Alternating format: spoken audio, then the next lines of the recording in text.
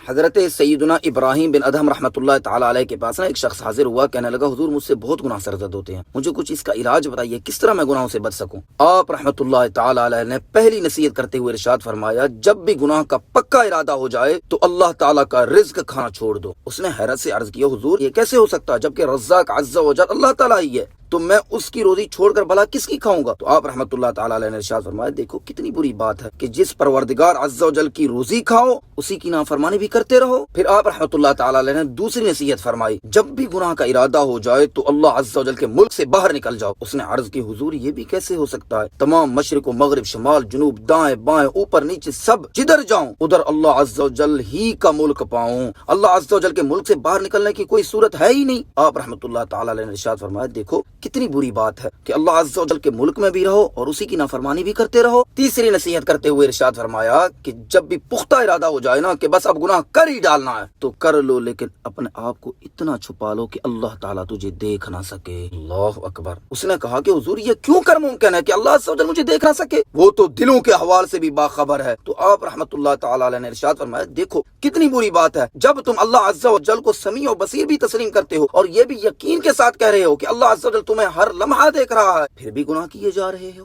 چوتھی نصیحت یہ ارشاد فرمائی کہ جب ملک الموت سیدنا عزرائیل علیہ السلام تمہاری روح قبض کرنے کے لیے تمہارے پاس تشریف لائیں تو ان سے کہہ دینا کہ تھوڑی سی مہلت دے دیجئے تاکہ میں توبہ کر لوں۔ اس نے عرض کی، حضور میری کیا اوقات، میری سنے کون؟ موت کا وقت مقرر ہے، مجھے ایک لمحہ بھی مہلت نہیں مل سکے گی، فوراً میری روح قبض کر لی جائے گی۔ تو آپ رحمت اللہ تعالیٰ علیہ نے فرمایا، جب تم یہ جانتے ہو کہ میں بے اختیار ہوں، میرے ہاتھ میں کچھ نہیں ہے، مجھے ایک لمحہ بھی مہلت نہیں مل سکے گی، تو اسی وقت کو غنیمت جان کر یعنی قیمتی جان کر ملک الموت سیدنا اسرائیل علیہ السلام کے آنے سے پہلے توبہ کیوں نہیں کر لیتے؟ پھر حضرت سیدنا ابراہیم بن ادہم رحمۃ اللہ تعالیٰ علیہ نے پانچویں نصیحت ارشاد فرمایا، جب تمہاری موت واقع ہو جائے اور قبر میں منکر نکیر تشریف لے آئیں تو اس طرح کرنا، ان کو ہٹا دینا۔ اس نے عرض کیا، علی جان یہ کیسے ممکن ہے، مجھ میں اتنی طاقت کہاں؟ فرمایا، اگر تم ان کو ہٹا نہیں سکتے تو ابھی سے ان کے سوالات کے جوابات کی تیاری کیوں نہیں شروع کر دیتے؟ چھٹی اور آخری نصیحت کرتے ہوئے آپ رحمت اللہ تعالی علیہ نے ارشاد فرمایا، اگر قیامت کے دن تمہیں جہنم کا حکم سنایا جائے تو کہہ دینا میں نہیں جاتا۔ اس نے عرض کی، حضور وہاں تو گھسیٹ کر جہنم میں ڈال دیا جائے گا۔ تو آپ رحمت اللہ تعالی علیہ نے ارشاد فرمایا، جب تمہارا یہ حال ہے کہ تم اللہ عز و جل کے روزی کھانے سے بھی باز